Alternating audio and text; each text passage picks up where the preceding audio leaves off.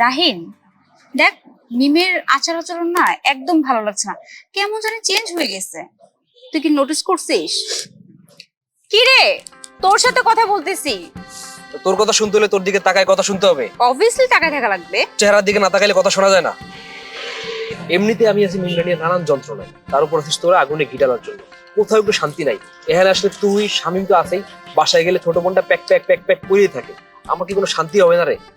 তোরা তো আমার বন্ধু বান্ধব, তোরা তো একটু শান্তি দিবি নাকি? আমার আছে ছোট বোনটা, ওরে কিছু বলতেও পারি না, ওরে কিছু বললে নিজেরই উল্টা কষ্ট লাগে।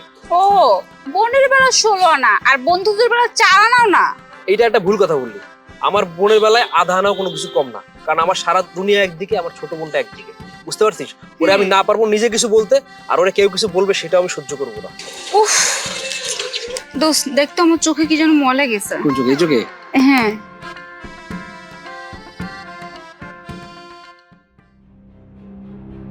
দোস্ত এখানে গেছে? না রে, ভালো করে দেখ। গেছে নাই কিছু, ডোনার ডিম গেছে।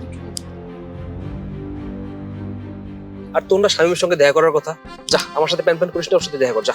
হ্যাঁ তাই যাচ্ছি, আর তুই খোলা আকাশের নিচে তারা গুন।